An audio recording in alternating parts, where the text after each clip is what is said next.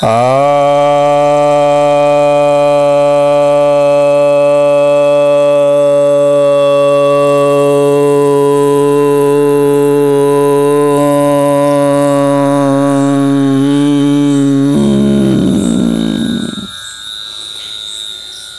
भक्तजनों को सब प्रेम नमन। भक्तों, आज मैं आपके समक्ष श्रीमद् भगवद गीता के दूसरे अध्याय के 54वें श्लोक पर प्रवचन सुनाने जा रहा हूँ। अर्जुन कहते हैं, अर्जुन उवाच स्थित प्रज्ञस्य क्या भाषा समाधिस्थस्य केशव स्थितधिः किम प्रभाषेत किम आसीत व्रजेत किम। अर्थात, हे केशव, जो स्थित प्रज्ञ लोग हैं, यानी जिनकी बुद्धि स्थिर है, जिनकी प्रज्ञा स्थिर है, उनकी भाषा क्या है, यानी वे कैसे बोलते हैं, उनकी वाणी क्या है, कैसे व्यक्त करते हैं अपने को, कैसे प्रकट करते हैं अपने को, कैसे बोलते हैं, कैसे लिखते हैं, कैसे इशारे करते हैं, यानी उनकी फिलॉसफी क्या है, उनका दर्शन क्या है। समाधिस्थस्य केशव, और जो समाधि में स्थित हैं, यानी जिनकी बुद्धि स्थिर है और जो समाधि में स्थित हैं, यानी जिनका परमात्मा के साथ योग हो गया है, यानी जिन्हें परमात्मा के दर्शन हो गए हैं, वैसे लोगों की भाषा क्या होती है, अभिव्यक्ति कैसे होती है, उनका आचार विचार कैसा होता है। स्थित अधि किम प्रभाषित, वे कैसे बोलते हैं, जो ऐसे लोग स्थित प्रज्ञ लोग हैं वे कैसे बोलते हैं। किम आसीत व्रजेत किम, और कैसे रहते हैं और कैसे व्यवहार करते हैं, कैसे चलते हैं। तो यहाँ पर अर्जुन ने लक्षणों को जानने की कोशिश की है, और अर्जुन का यह प्रश्न बहुत सही है कि जब भी कोई व्यक्ति किसी प्रकार का अनुभव करता है या किसी क्षेत्र में वह विशेषज्ञ होता है, या उसके साथ किसी प्रकार की कोई घटना दुर्घटना होती है, तो निश्चित ही उस व्यक्ति में कुछ न कुछ लक्षण ऐसे आते हैं जो कि विलक्षण होते हैं। जैसे रोगी है तो रोगी के लक्षण होते हैं, जैसे कोई धनी आदमी है तो उसके लक्षण होते हैं, जैसे कोई महिला है उसके लक्षण है, पुरुष है उसके लक्षण है, नपुंसक है तो उसके लक्षण है, बच्चा है तो उसके लक्षण है, बुढ़ा है तो उसके लक्षण है, तो विद्वान है उसके लक्षण है, शासक है तो उसके लक्षण है, प्रजा है तो उसके लक्षण है, बलवान है उसके लक्षण है, निर्बल है उसके लक्षण है। तो चाहे कोई किसी अवस्था में है उसके लक्षण अवश्य होते हैं। उसी आधार पर अर्जुन ने यह जानने की कोशिश की है कि ऐसे लोगों के लक्षण क्या हैं जो परमात्मा में स्थित हैं और जिनकी बुद्धि स्थिर है। उनके लक्षण क्या है, वे कैसे बोलते हैं, कैसे बैठते हैं, कैसे उठते हैं, कैसे चलते हैं, कैसे व्यवहार करते हैं, कैसे सोते हैं, कैसे हंसते हैं, कैसे नाचते हैं, कैसे गाते हैं, क्या करते हैं, उनकी अभिव्यक्ति क्या होती है। ये लक्षण जानने बहुत जरूरी है। जो सद्गुरु हैं उनके लक्षण अलग होंगे,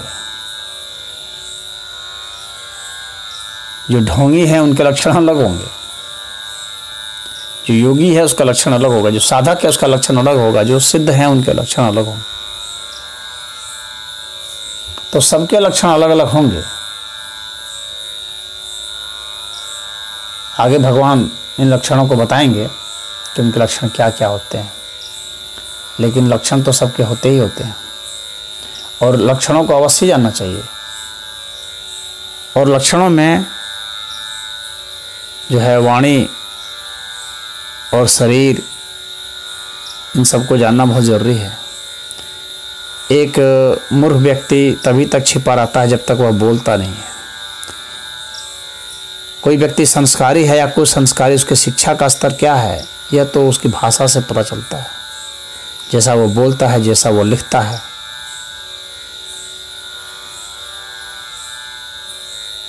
तो भाषा का बहुत महत्व है। तो यहाँ पर प्रभाषित का प्रयोग किया गया इसी भाषा के लिए। भाषा हमारी अभिव्यक्ति होती है, हम जो हैं उसका सार हमारी भाषा है। और विद्वान लोग जो होते हैं, जो भाषाविद होते हैं, वे हमारे उच्चारणों से ही पकड़ लेते हैं कि इनकी शिक्षा का स्तर क्या है, इनकी सोच क्या है, इनके विचार क्या है, इनका चरित्र क्या है, इनकी आय क्या है, इनके व्यय क्या है, हमारा किस शब्द पर ज़्यादा जोर होता है। तो इससे भाषा से पकड़ में आ जाता है। उसी तरह से हमारा शरीर भी होता है। हमारी आंखें कैसी है, हमारी नाक कैसे हैं, हमारे ओठ कैसे हैं, हमारा पेट कैसा है, हमारे हाथ कैसे हैं, क्या वो मांसल हैं, हमारे रोमे कैसे हैं, यह सब ज्योतिष में भी ये सब लक्षणों में इनकी गिनती होती है कि आप बता सकते हैं कि किसकी आँख कैसी है, उसके आधार पर उसका चरित्र कैसा होगा, उसके आधार पर उसके विचार कैसे होंगे, उसके कर्म कैसे होंगे, किसके बाल कैसे हैं उसके आधार पर कैसे होंगे, किसके ओठ कैसे हैं, किसके दांत कैसे हैं, हाथ की लंबाई क्या है, हाथ में रोवे हैं या नहीं है, पेट निकला हुआ है कि पेट चिपका हुआ है, चेहरे पे चमक है या नहीं है, व्यक्ति आंख मिला के बात करता है या आंख हटा के बात करता है, ऊपर देख के बात करता है कि नीचे देख के बात करता है। तो शरीर के सब लक्षण होते हैं। पैर उसके छितराए हुए हैं कि क्या है। कहा जाता है कि भगवान बुद्ध के पैरों के निशान देख करके एक ज्योतिषाचार्य ने कह दिया था कि ये महान चक्रवर्ती या संत के पैर हैं, साधारण आदमी के सब नहीं है। तो पैर के निशान जो रेत पे बन गए थे उससे उसने बता दिया। तो मिट्टी पर जो निशान पड़े जाते हैं उससे बता देते हैं। तो लक्षणों का इतना महत्व होता है। जानवर सब सिर्फ जो है गोबर कर देते हैं, जानवरों की जो विष्ठा होती है उससे ही पता लगा लेते हैं जानवर कि कौन कौन जानवर है, इधर से गुजरा है, कहाँ कितनी दूरी पर रह रहा है, कौन अपना इलाका निर्धारित कर रहा है और उसकी सोच समझ क्या है, उसका स्वास्थ्य का स्तर क्या है। हम जैसे सांस लेते हैं उससे पता चल जाता है कि हमारी आराधना कैसी है, हमारे विचार कैसे हैं, हमारे भाव कैसे हैं। सांस की लय में बदलाव यानी विचार भाव में बदलाव, स्वास्थ्य में बदलाव। तो हमारे शरीर के हर चीज़ जो है वे लक्षण बतलाते हैं, प्रकट करते हैं। तो इन लक्षणों से हम जान सकते हैं कि ये साधक सही है या नहीं है, ये गुरु सही है या नहीं है, ये गुरु हैं भी या गुरु घंटाल हैं, ये स्थित प्रज्ञ हैं या स्थित प्रज्ञ झूठे की बात कर रहे हैं। क्योंकि स्थित प्रज्ञ होंगे तो स्थित प्रज्ञ की भाषा भी तो अलग होगी।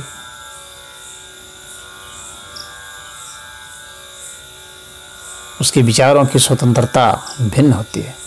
क्योंकि जो सत्य से लगाव रख लिया है, जो सत्य के प्रति संकल्पित हो गया है और जो सत्य में आश्रित हो गया, उसी में लीन हो गया है, जो सत्य रूप ही हो गया है, इन सभी की भाषा अलग हो जाएगी। सत्य में स्वतंत्रता होती है, स्वतंत्रता की भाषा होगी उसकी। और जो व्यक्ति जितना सत्य के प्रति दृढ़ होता है, न्याय के प्रति दृढ़ होता है, स्वतंत्रता के प्रति दृढ़ होता है, चारित्रिक रूप से विनम्र होता है, अलोभी होता है, अक्रोधी होता है, राग द्वेष से मुक्त होता है, तो उसका जीवन चरित्र ही विलक्षण हो जाता है। तो उनसे पता लगाया जा सकता है। तो यही अर्जुन का यहाँ पर प्रश्न था और भगवान अब आगे बताएंगे कि किस तरह की भाषा होनी चाहिए, क्या होते हैं स्थित प्रज्ञ की भाषा। ओम हरि।